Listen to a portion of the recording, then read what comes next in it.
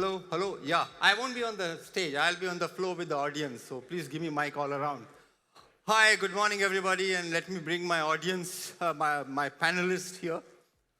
Can I have my panelists here? Ajoy, Vineet, Rajesh, Sandeep, Akash.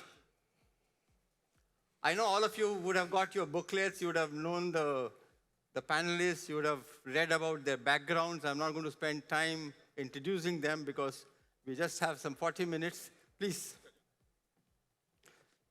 We just have about 40 minutes, and I want to give some time for your question and answer session. Come in the center. Akash, come here. Okay, before we start, let's get a feel of the audience. How many of you are retailers? Raise your hand, please. Oh, about 10 of you. How many of you are developers, real estate guys? Oh, another 5, 6. How many of you are techies? How many of you are brand owners? The balance are what? There's some of you have not raised your hand yet. What are you doing here? And yeah, wonderful. Welcome to the session. This session is a 30,000 feet high strategic session. Opportunities in Bharat. I think we have one of the best panelists sitting here, people who are running businesses across the country, people who understand customers, people who understand business, and we have somebody from food and beverages. We have somebody who's running a QSR, somebody who's running the country's largest jewelry chain. You have somebody who has fabulous fashion brands. So we have a wonderful panel who are sitting here. And I'll start our discussions with the consumer because that's most important for us. So you know there are some retailers, some techies, some developers. I'll start with you, Ajoy. I think you are there in the maximum number of cities in this country. Probably you know Bharat more than many of us because you're not only selling jewelry to the family, but you also know the inside of the families in terms of women as to how much they're consuming, what they're consuming. How has the customer changed over the last 5, 10 years, especially the women and in the hinterland, tier 3, tier 4, small towns?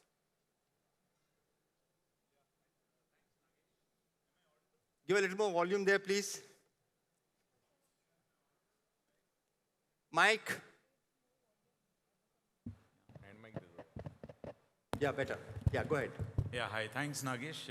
It's a privilege to be with you and other esteemed panelists here, and happy to be here. We have, as you rightly said, we have significantly enhanced our penetration in what I would call as small town India and a little bit of rural, not so much of rural, but sub 10 lakh population, all the way up to 1 lakh population towns. We've added about 100 stores in the last 5 years in tier 2, 3, 4 towns. And today, this segment of towns contributes about 30% of our overall top line, which is a healthy number of crores and buyers. What we are seeing is we are surprised by the fact that even 2 lakh population towns start seeing top line move very quickly. So which means there is a lot of aspiration for a brand like Tanishq. We see a lot of desire already there, perhaps due to a lot of digital penetration that has happened in the country over time. We see there is aspiration for the latest design. What we hear is that earlier we had to go to the next big town to be able to get the latest design. So there's a lot of desire for design. We see because of adding a store in their respective town, in the neighborhood, there is frequency of purchase. Otherwise, it would be all bunched around an important festival or a wedding. But now, because there is a presence there and there is desire, a lot of everyday wear, a lot of fashion wear, a lot of, so there is certainly a skew towards gold versus maybe diamond studded, but we are taken aback many a times by the ticket values. So the customer is willing to spend even higher ticket value compared to metros, mini metros in the, let's say, top 50 towns. The customer has certainly moved in terms of both aspiration, the desire for brands, and I think they are extremely delighted by the service and professionalism.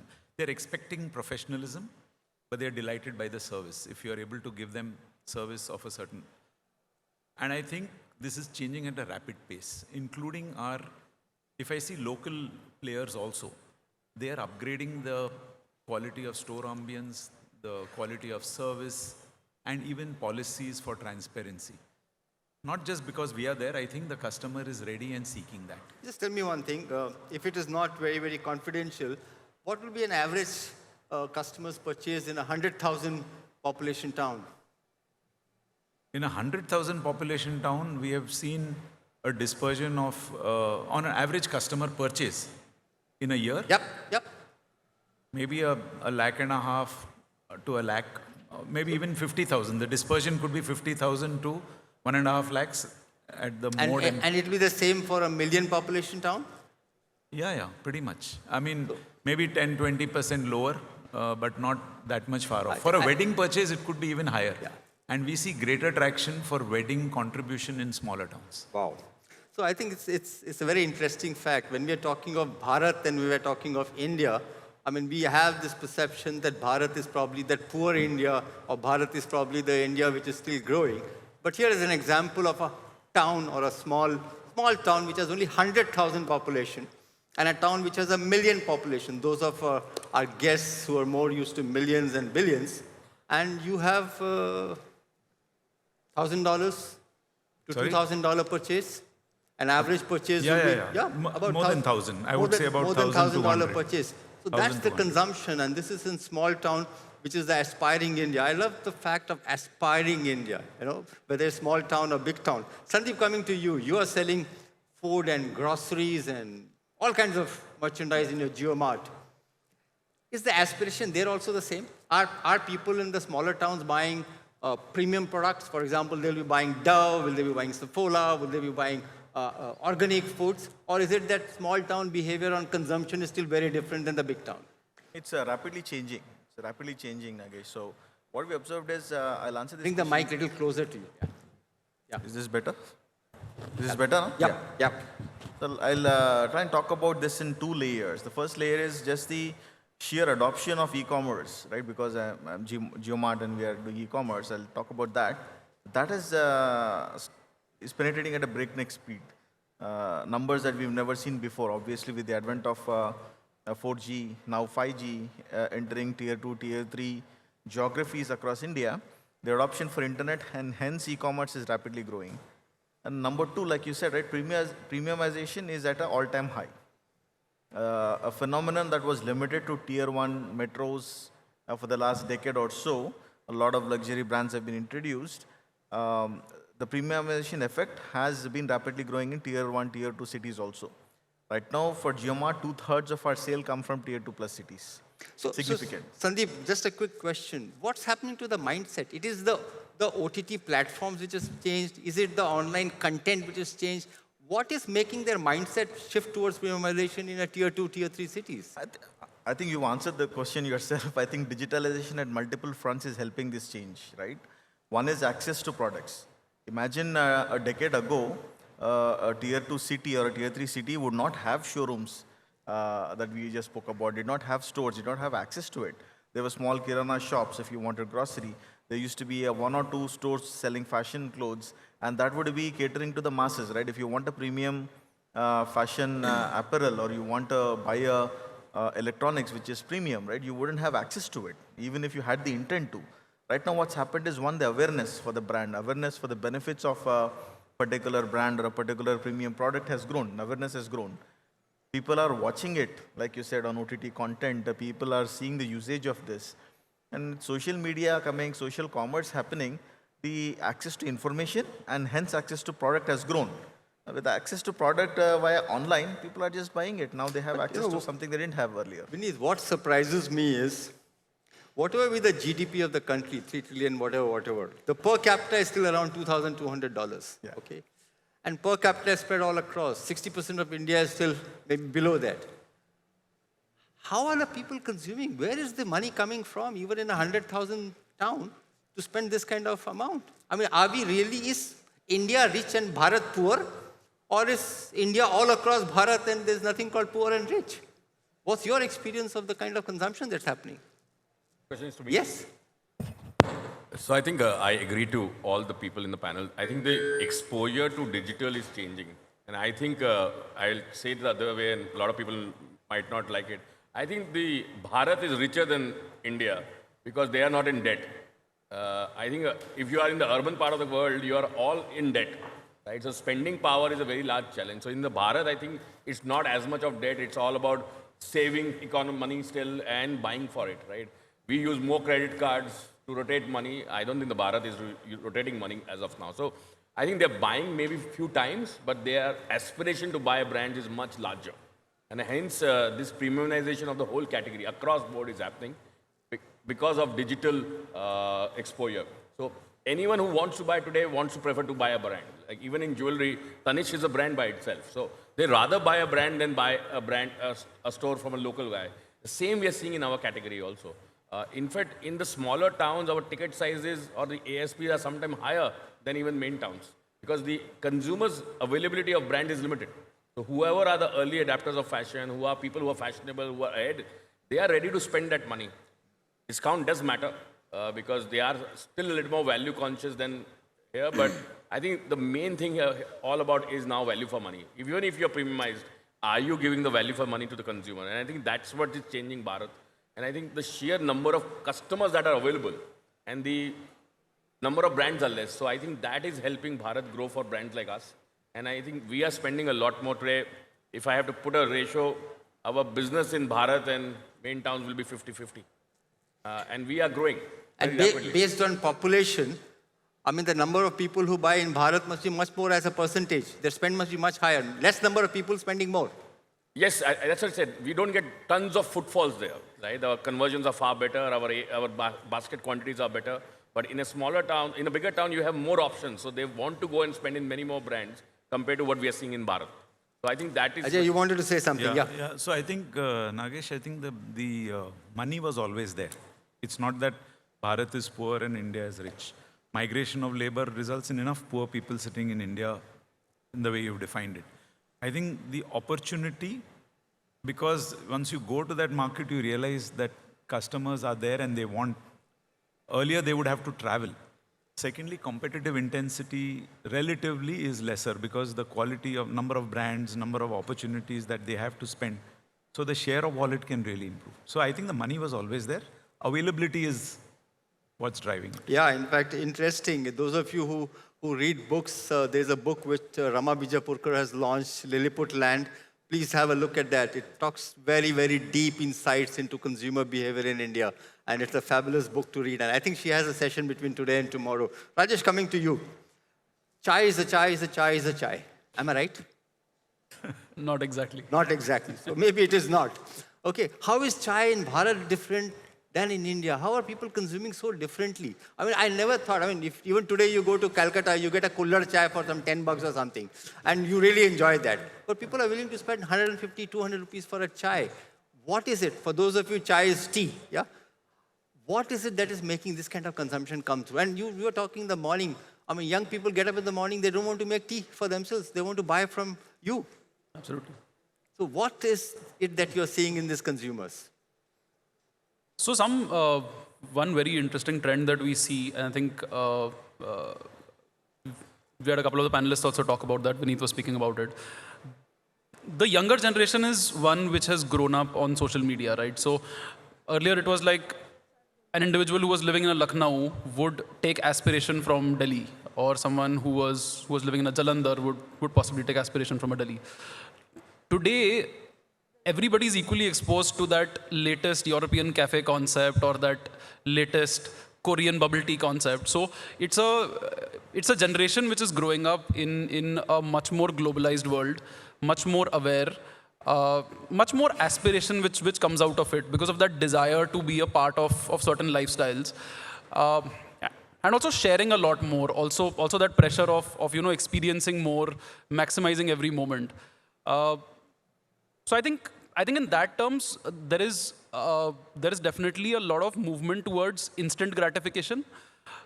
We see customers who they're in their first job, living in a PG or living alone away from home, and they miss that comfort of home. So we have customers who are ordering every alternate day chai and poha in the morning, right? Wow. Like that was when we started off chai delivery. For us, the idea was this is going to be an office use case. Today, 80% of our orders come from homes. So, you know, that kind of shows in quick commerce as well. I myself end up doing 8-10 orders a week on quick commerce. So there's a lot of behavior change towards instant gratification. I think to answer your question on how is chai perceived, when we started out 11 years back, people said, yaar, tum log bahut mehenge ho. You know, chai cannot be so expensive.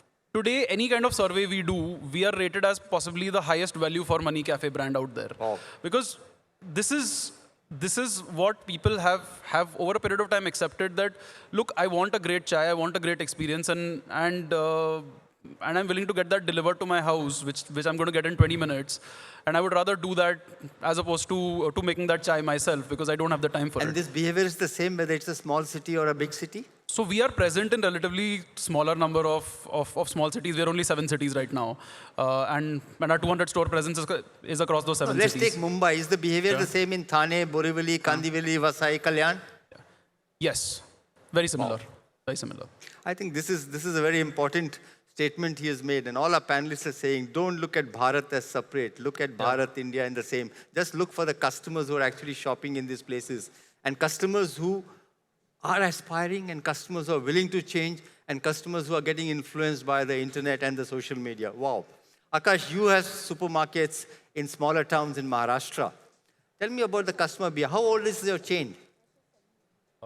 Our chain is 30 years old. 30 years old. And how long? You look like in 20s. How long have you been in the business? I've been involved in operations since last 6 years. 6 years. So what is the change you have seen in the last 6 years? Let's talk about the consumers of interiors of Maharashtra. Jalgaon. Consumers in interior of Maharashtra are still the old Indian consumers who is a value conscious. The brand who gives value for their money, the consumers will trust that brand more. And the consumers for his groceries, staples, nuts, he will trust the private label more compared to the national brand because we are the face of the brand there and ensuring the service and the quality throughout last 20, 30 years. So consumers are aspirational. At the same time, they are very value conscious and they take time to trust you. Once a farmer comes to your shop and he wants to buy for his groceries for, say, a period of monsoon or 3 to 4 months, his basket size is large, but he wants the value at the same time. Wow.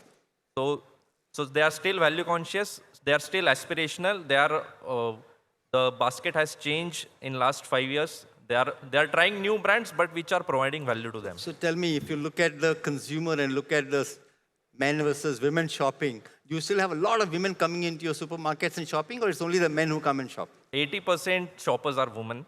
Wow. Look at the change that's happening. These are all innovations, you know. About 25, 30 years back when I was involved in the retailing business, when I was talking to some of the women customers, they would say, you know, going to modern retail is a very big occasion for us. So I actually asked them, describe what this means. You know what she said? In my time when I used to go to shop, I used to go in my nightie. But in today, if I have to go to a shop, I have to dress up and wear my makeup and go. You know, that's the behavior change that she was expecting. I think one thing this panel has established, there is consumption happening, there are consumers, and there are consumers for all kind of product, from Chaayos to jewelry to fashion.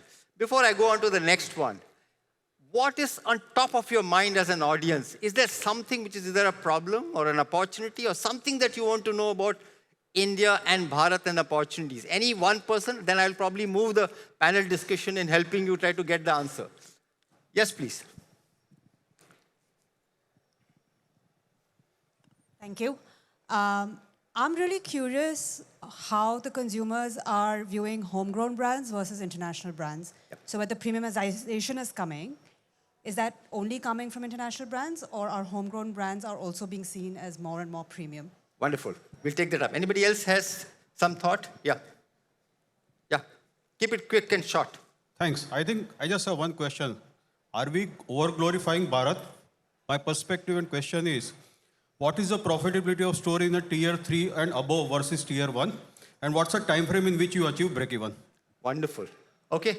Somebody else said. That's the last question. We'll go back to the audience. Yeah, so my question is around ONDC. There's a lot of hype around how ONDC will revolutionize the whole commerce game in India. So, do we really see that happening? Do we see that transfer? So we'll talk about it. I think we're talking about Indian brand, homegrown brand versus international brand. Vineet, you've been running all international brands, okay? And I have seen homegrown brands do very well. I mean, when I started Shop Stop in 1991, from there to now, if you look at it, Mufti is a co-sponsor of this brand. Mufti had probably one shelf in our Shop Stop. Biba has become a big brand. Lots of these homegrown brands have become big. So I personally feel there's no ceiling to the homegrown brands. You can grow. There may be challenges which are different, but you have seen international brands and homegrown brands. How do you compete? So I think the consumer definitely differentiates a homegrown brand to an international brand. There is affinitation in the Indian aspiring consumers to buy international brands because we are an aspiring country. I think all of us have grown up. But I think if your purpose is right, if you find the right niche, there's a large opportunity for homegrown brands. Also because you can customize. You're much closer to the customer. You understand global brands, customization as per country. Every brand cannot do it. Our brands, to a large extent, we do. But a lot of international brands cannot change their product mix, price mix because of restrictions that they have with the brand globally. So I think the homegrown brands definitely have a very large opportunity. India is a very large market, I think, and there is dearth of brands. I think if you look at fashion as a category, it's very difficult to even count 100 brands in a category today. Look at how many international brands are there. So I think the opportunity size is very large. There are a lot of niches that you can work around. There are a lot of consumer segments. So decide what you want to stand for, because if you want to stand for everything, then you cannot compete against an international brand. But if, like Nagesh said, if you know what you're standing for, like Mufti or Biba, they've created business, very, very large businesses in India. So stick to your DNA, know what you want to do, spend quality time, and be consistent in doing that. Don't try to run away and doing, okay, international brand is doing this, let's copy that. That's not going to work. Which is that one homegrown brand competitor of yours that you really admire? So I think I'll tell, there are many actually. But a brand that surprises me a lot is a brand called Latin Quarters. I think it's in Shopper Stop. I'm very, very surprised the kind of sales per square feet that they are able to generate. While it might not be a direct competition, but it is competition in the category. So I have very large regards for what they have done. But Latin Quarter as a brand looks like an international brand. Right? It is not one of those Indian names. So I think it's about how you build a brand. There is opportunity. I think customers are aspirational. I think they're also wanting fabulous product. Okay, and there are Indian brands which have grown. Tanishq, which is a multi-billion-dollar brand, is an Indian brand. Absolutely born in India, brought up in India, and growing in India, and has a huge market share. Second question was on the profitability of smaller towns versus larger towns. I mean, my opinion, if a business is doing well, it should make more profits in smaller towns. That's my perception. Anybody wants to pick this up? Ajoy, you want to pick it up? Yeah. So for profitability to come, it's about hitting scale. And we are seeing that even in smaller towns, within a year, most stores break even and make money. That is, the franchisee makes money. We, of course, make the money as soon as we are seeing the sales start coming up. And at best, it may take, if it's a very small town, like a 1 lakh population or 2 lakh population town, and there's a very strong local player, it takes us maybe 2 years for the franchisee to start breaking even. So profitability does get impacted also by the mix. More gold versus more diamond. Diamond-studded product will give you better profitability. But within a couple of years, 1 to 2 years, profitability is in for a small town. I think it's also about customizing your model as per market and the right sizing. You cannot have the same size in Bombay and you can go to Jalgaon and open this. So I think your model needs to be flexible. And how can you customize to that? India is not about doing what you're doing in Bombay and copying it in 100 places. India is about being right for that customer. What is that right size?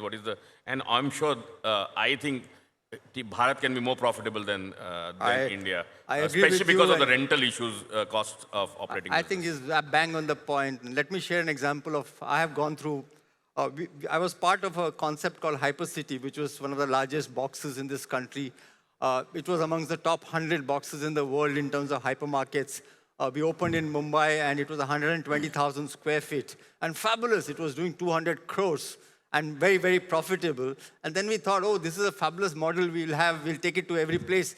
We opened 100,000 square feet in Amritsar, and it bombed. Okay, so I think you're absolutely bang. You need to look at what is the size required, what are the kind of merchandise you want to bring. Another example, we went to Jaipur and opened Jaipur, and we thought we will do the merchandise assortment for Jaipur, and we failed. When we went back to the customer and asked them, saying, we always used to go to Delhi to shop. We wanted you to bring Delhi to Jaipur and not give us another Jaipur. So I think the customers are really, really very, very aspirational. They're wanting to see what big town is because they're seeing the same thing on the television. On your question on ONDC, I think we should get into a different session. I can only tell you is that ONDC will be the Amazon of India. The fact that even Amazon has got into ONDC, I think this is a great platform which is getting created. And everybody should watch the platform and see where are you. Are you on ONDC? Yes, we are. Yeah, why don't you just share your example of how it has helped you? Yeah, so I think it's an early start to NDC. We're starting to see some traction across the food industry. It's just a great channel for us to leverage our existing customers. It's a new channel that opens up possibilities where we cannot access through channel partners. So I think still early days, lots to be done there, but I think it looks promising. Sandeep, is ONDC a competition for you, or is ONDC a partner, or? It's a partner. The ONDC protocol, I think conceptually is very powerful. The idea is very powerful. I think it is going to take the commerce in India into a fair and zone that ensures more participation both from the consumers as well as service providers. The last 1 year has been crazy for ONDC. Just in December, they released a report where they said they clocked 1 million orders per day, which not many e-commerce platforms also do, right? Except for the larger ones like an Amazon or a Flipkart or a JioMart, right? But that's significant. But the evolution has been slow and in a different direction. There is product commerce, there is service commerce. Service commerce has picked up a lot on ONDC, right? Ride booking. Namma Yatri in Bengaluru it happens on ONDC only. Then there is food delivery, like he mentioned, right? Food delivery is happening a lot. Almost 60 to 70% of commerce via ONDC is service commerce, not yet product commerce. I think that evolution needs to happen. The protocol needs to be defined a little more strongly. The rules, the regulations have to be solidified. I think there's a journey to be covered. Yep. Hopefully over the next 1 or 2 years that will happen, and then it'll be encouraging. Also, I think those of you who want to look at digital commerce, ONDC in India, should also have one strong faith and belief in what's happening in the Indian digital ecosystem. All of us said the same thing for UPI. All of us had similar issues when JAM came in. Okay, but today, look at it. We are probably the fastest developing transaction happening on UPI anywhere in the world. So if you have the belief that India is able to bring digitization to the grassroots, look at what Jio has done to digital, look at what it has done to the penetration, then ONDC is a platform. The way we are seeing in the last 2 years is growing very well. So I don't think it is a nice-to-have platform. At some point of time, it will become a must-have platform for most of us who are in business. It has started off with service. I'm sure even the digital will come into play. Are you also online, omni-channel in your supermarket business? Online for us will be WhatsApp, because we are developing app this year, but the delivery as percentage of sales is hardly 5 to 7% in tier 3, tier 4 towns. So people still like to order on phone, order on WhatsApp, or they'll come in shop, fill their trolleys and just tell us to deliver them to their home. But you are on some kind of a digital connect channel, which means, we do have. We are the entertainment place for them in tier 4, tier 5 towns. So they don't have many avenues there. This is a very interesting thing, and I would definitely like to quote one of our famous retailer friends, Kishore Biani, and he said, India has to come to shop because in India there are only 2 places to go. Either you go to temples or you go to malls, because this is where you actually can get entertainment. And it's true, a lot of people come into malls just to entertain themselves. If summer 40 degrees, go to the mall because it's cool. Yeah, we'll get into the next part of our session. At least one thing is established, there are opportunities. And there is no doubt that there is no opportunity in India, whether you go to small town, big town. And don't forget, in larger cities, there is a town within every city. Once we did some comparison and we said Borivali is as big as Jaipur. Yeah.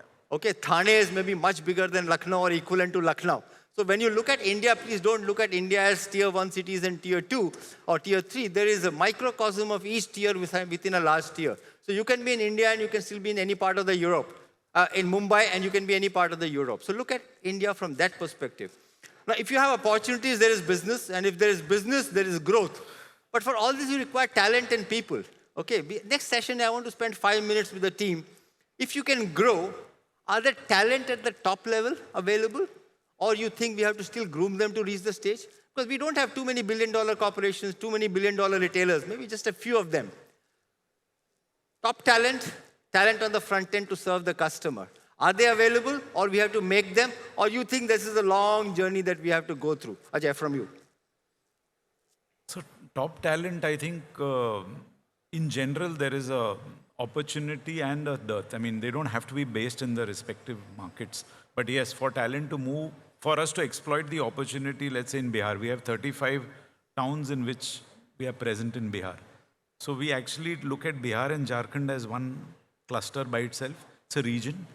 And it has got sales guys, it has got a merchandising guy, it's got a trainer, it's got a customer experience person, it's got a VM person. So it's a self-contained unit. So we have to create these, whether it is for Bihar, Jharkhand, whether it's for UP, whether it's for Andhra Pradesh and Telangana or TN. So we've broken ourselves into 12 regions.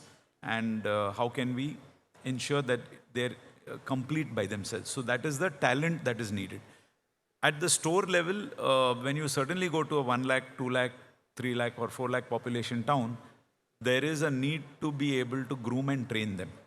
I think grooming as important as the training, both are critical because they need to serve customers as per the brand standards. They may not necessarily speak fluent English. They may be very good in the local language, but the sophistication of service as well as the professionalism and the explanation of, in a jewelry transaction, there's a lot of stuff. There's gold exchange that's taking place. There is melting and validating of the purity of gold. There is a lot of conversation on the diamond.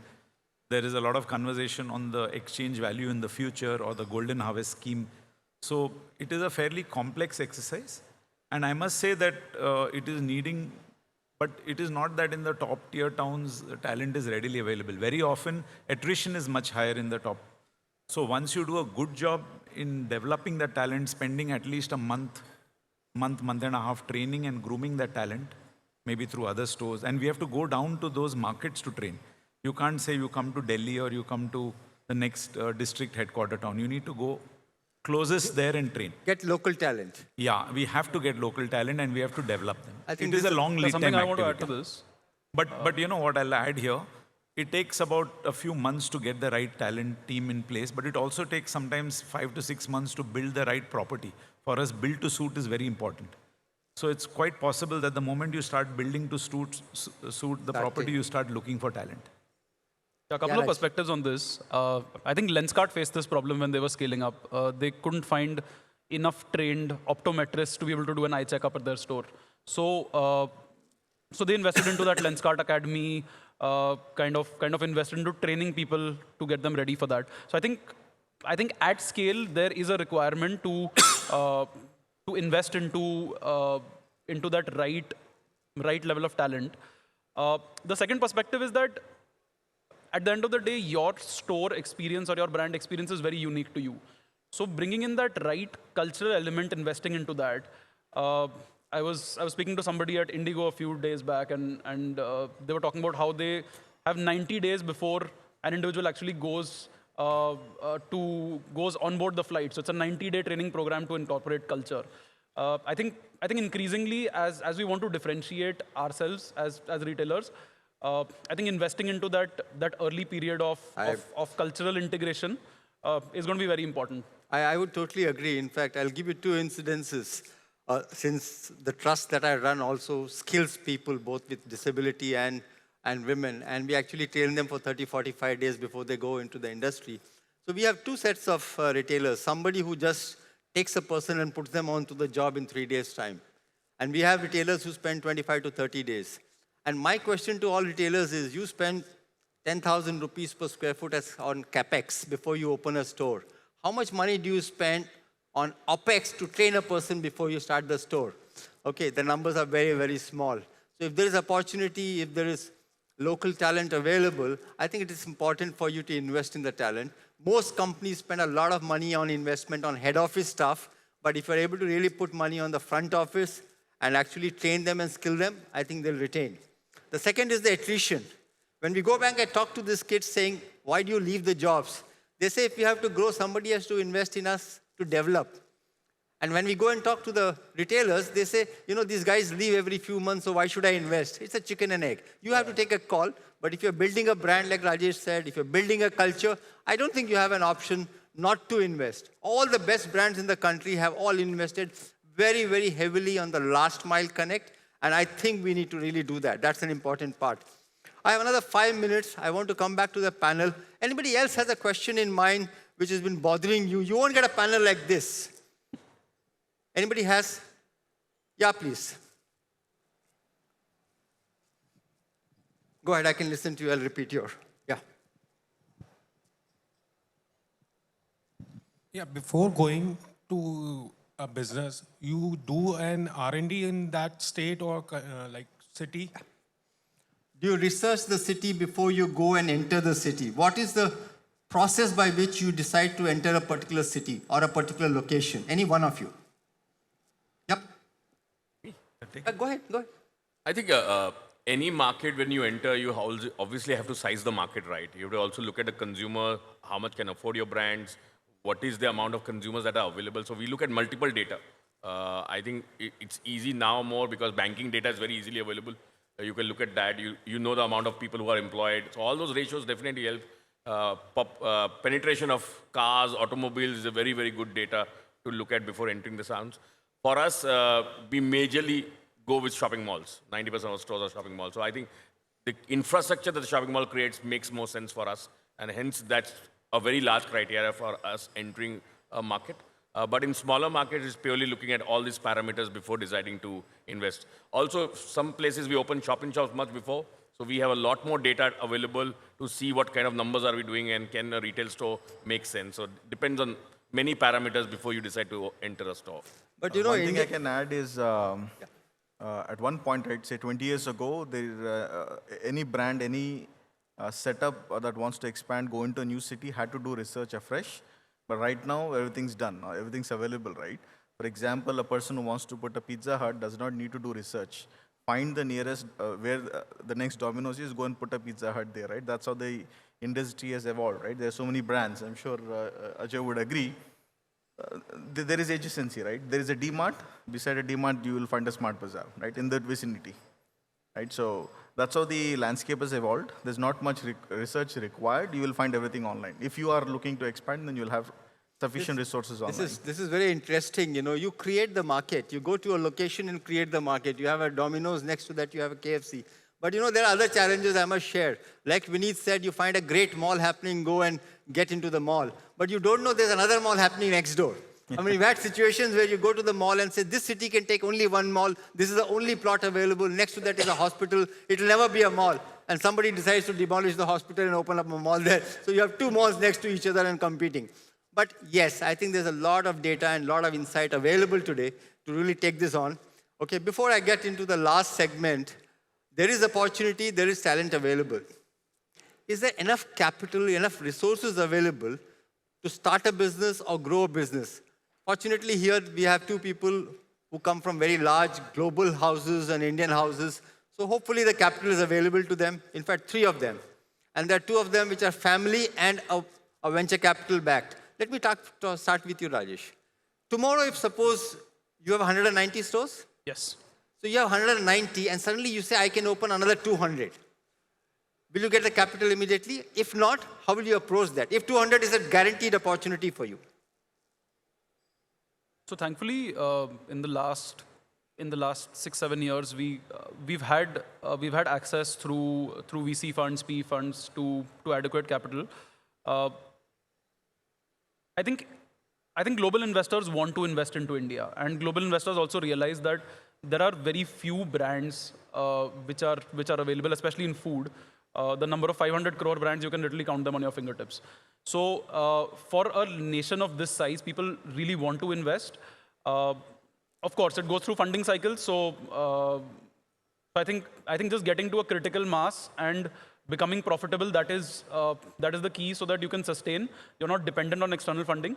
But yeah, in an ideal situation, would want to be in that kind of space where we are generating enough profit to be able to fund expansion or be able to get debt from.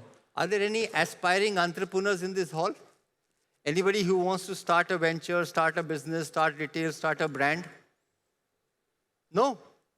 Wow, this is India and Bharat. Oh, here is somebody who wants to start a business. You want to start a business fresh?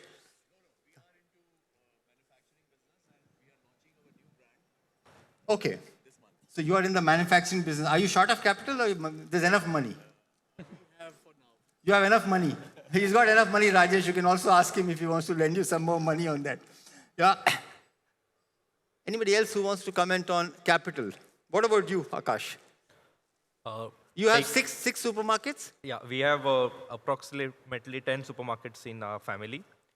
So the route will be taking inspiration from Tanishq.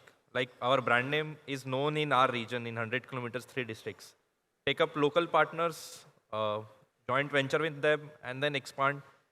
Rather than taking a debt for retail, we would like to prefer franchising and through the own funds, expand as per in our region, जहाँ पे हम लोगों का brand name चलता है. So the customer is, we know the product master in the region. We know the likings, we know the dislikes, we know the price point to play. So we are taking inspiration from the established brands, trying to copy that in retail. It's not only you're taking inspiration. I think one of the India opportunities is the number of entrepreneurs we have in India. I think 90% of our business happens through MSMEs and SMEs. These are all entrepreneurs. These are all people who have this running a business in their blood through generations. And actually, if you look at organizations like Tanishq, Titan, or the Bestseller Group, they have really capitalized on these entrepreneurs as their franchisees. If you have a great idea, you know you can create a great product. I think India is a land of entrepreneurs, and they are not in thousands, they are in millions for you to partner with them and really take on to the next level. I think our time is almost over. I will leave last one comments with each one of the panelists. Go ahead, Ajay. Just adding to the last point, we find that getting franchisees and entrepreneurs is a very ready base of capital. The issue is not about getting people with capital. The issue is about getting people who will do a good job in running the retail business. And for us, that's the challenge. How do you assess? You get enough people with money. We can give bank guarantees, deposits, even do a full buy and sell model. But are they retail and service oriented? Are they people oriented? And are they customer driven? And that's the challenge, and discerning that out becomes a challenge. I have a very quick fix solution for this. Anybody who wants to start a franchise business, go and find out in which city who is the Tanishq franchisee. Find out if he has a son who's doing nothing, and he'll start a franchise. Rest of the boxes are ticked. They have one of the best franchisees. Same thing with Bestseller Group also. Good. Anybody else has a comment to make? We'll close otherwise. Rajesh? No. Vineet? No, I think franchise is a great opportunity to expand into Bharat. You cannot, as a corporate, sit here and say, I am going to operate the whole country. Like sitting in Europe, I cannot operate India. It's the same thing. Sitting in Bombay or Delhi, you cannot operate the whole country. So you need partners who have more local understanding. I'll just want to give one point on the cost of capital. While we are large corporates, there is availability of capital, but I think the capital is also chasing multiple opportunities there. Yeah. So it's still, you have to be relevant in that same space that the capital can be available for you, because globally there are many other opportunities also. India is not the only opportunity that we are talking from a bestseller perspective. So I think till the time your fundamentals are right, you are having the right teams. I think globally people look at teams. Is their team capable enough to, and then you can get capital. Otherwise, capital is a challenge. I think Vineet has a very fair point. At the end of the day, you require return on capital employed, or you need to ensure that you have created terminal value. I still remember when we started Shoppers at that point of time, what I used to get from the promoters was at a higher rate of interest than what I could borrow from my bank. So I actually went and borrowed from the bank, because they were charging much more. But that's holding you accountable for what you're doing, yeah? Great, ladies and gentlemen, I think here it says time's up in a big way. A big applause for all our panelists here. Thank you so much. Thank you.